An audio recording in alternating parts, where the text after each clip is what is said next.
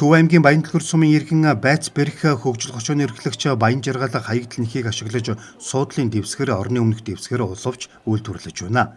Мөн ноосыг ашиглан Монгол гэрийн ски гутал зэргийг урлаж байгаа юм. Тэрбээр цаашид нэхий ойдог машинтай болвол мишог хүнжил хийх боломжтой гэдгээ ярьлаа. За миний бие Төв аймгийн Баянтөлгөр суманд амьдардаг. Байц барих хөгжил хоршооны эрхлэгч.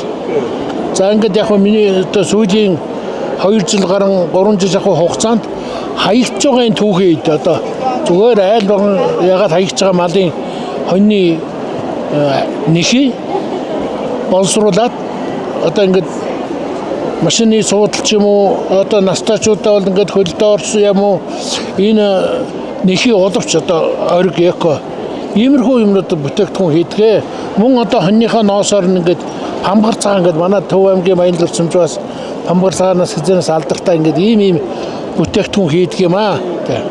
Хамгийн гол нь энэ нэхий түүхэд л одоо ямар ч юуг бол үнгүүд хаягдаад явж байгаа нэг ийм бүтээгдэхүүн.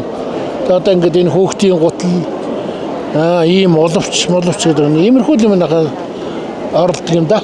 Тэгээ энэ үйлдвэрийн аргаар хэлж байгаа хамгийн гол нь. Үйлдвэрийн аргаар гэдэг нь нөгөө Монгол арга биш нөгөө цагаан эдгээр биш зүгээр үйлдвэрийн аргаар боловсруулаад угаагаад дэвтээгээд шар махын аваад тэгээд тодорхой хугацаанд 24 цагаар ган гэдэг юм бэлцэн үндэ хийгээд дараа нь хороомг шингэндээ бэлдээ дараа нь илдвэртгээд ингээд нэлээд олон дамжлагтай энэ арьс маань тэгж гардаг.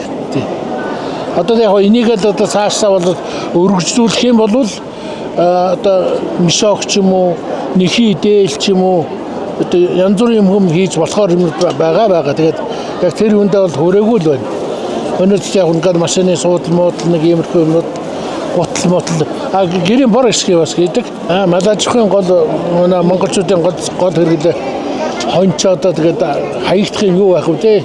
Бүхэл юмыг ашиглаж ирсэн. Одоо шээс басын хүртэл тэгээд бордоо хийгээл одоо үс ноос мах шүүл одоо тэр үтгэл гадаад улсуудад ингээд экспортоор гаргаж байгаа малчт маань бас хонь малынхаа буянгаар сайхан амьдарч байгаа санаа. Хөдөлмөрч чадвал ямар ч ажил олохгүй хэвлээд болж байна. Хоньны арьс хогийн цэгт хаягддаг. Үндэсний статистикийн хорооны мэдээллээр өглөө 2 метрээс дээш урттай шир 7,000 төгрөг. Хонь болон бусад малын арьс ширний үнийн талаар ямар нэгэн мэдээлэл олдохгүй байгаамаа. Энэ мэдчлэн хаягдл болон хог дээр үлдэж байгаа хоньны арьсыг ашиглан үйлдвэрлэл эрхлэж байгаа жижиг бизнес эрхлэгчдийн дэмжих нь чухал байна.